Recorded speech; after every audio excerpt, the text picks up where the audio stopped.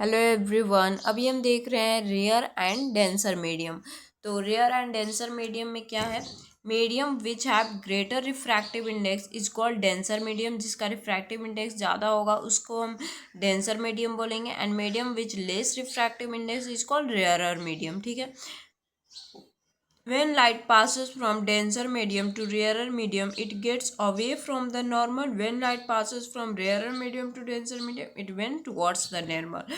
तो ये बहुत ही इंपॉर्टेंट पॉइंट है, ये आपके ऑब्जेक्टिव में भी पूछ सकता है। तो मीडियम जो कि ग्रेटर रिफ्रैक्टिव इंडेक्स होता है उसको हम डेंसर मीडियम बोलते हैं, और मीडियम जिसका लेस रिफ्रैक्टिव इंडेक्स होता है उसको रेयरर मीडियम बोलते हैं। लाइट जब पास करता है डेंसर मीडियम से रेयरर मीडियम में तो वो अवे फ्रॉम नॉर्मल होता है, और लाइट जो पास करता है रेयरर मीडियम से डेंसर मीडियम में तो वो नॉर्मल के टुवर्ड्स बेंड करता है। ठीक है। टुवर्ड्स मतलब उसके तरफ, अवे मतलब उससे दूर जाना। ठीक है। क्रिटिकल एंगल क्या होता है यहाँ पे ये समझते हैं।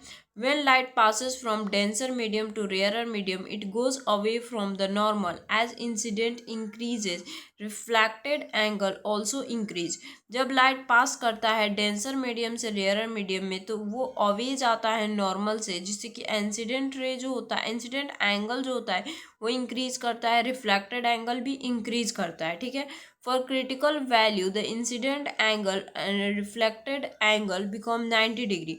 जैसे कि एक पॉइंट पे जब इंसिडेंट एंगल और reflected angle 90 degree angle form कर लेता है तो ये इंसिडेंट एंगल को ही हम क्रिटिकल एंगल बोलते हैं।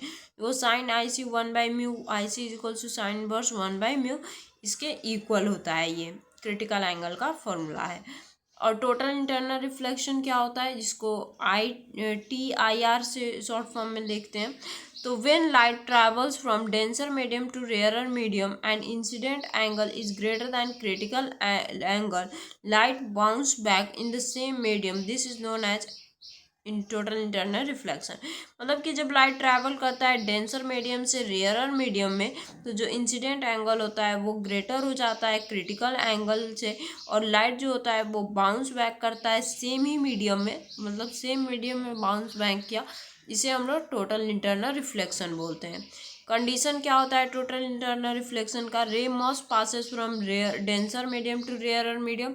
डेंसर से रेयरर जाना चाहिए, इंसिडेंट एंगल जो है वो ग्रेटर होना चाहिए क्रिटिकल एंगल से।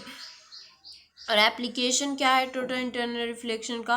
तो स्पार्किंग ऑफ डायमंड में होता है, मिरेज में होता है, मिराज में होता है। टोटल मिराज हम पढ़ेंगे क्या होता है, और स्पार्किंग ऑफ डायमंड तो समझ ही रहे हो। टोटल रिफ्लेक्टिंग प्रिज्म में होता है, प्रिज्म भी हमें पढ़ना है, और ऑप्टिकल फाइबर भी पढ़ना है। तो और ऑप्टिकल फाइबर, तो ये सारे एप्लीकेशंस थे। एंड ये कंडीशन हो गया, ये टोटल इंटरनल रिफ्लेक्शन हो गया, ये क्रिटिकल एंगल हो गया। एंड इधर हमने नेक्स्ट देखा था rarer medium and denser medium. तो आप चाहो तो इसका स्क्रीनशॉट ले सकते हो। ये हाँ, तो ये स्क्रीनशॉट लेके इसका लिख सकते हो, आप इसको नोट डाउन कर सकते हो। ठीक है। तो मिलते हैं गाइस नेक्स्ट वीडियो के साथ, आगे के टॉपिक्स को देखेंगे। एंड तब तक के लिए चैनल को सब्सक्राइब कर लो आगे आने वाली वीडियोस देखने के लिए। तो मिलते हैं गाइस नेक्स्ट वीडियो के साथ, बाय।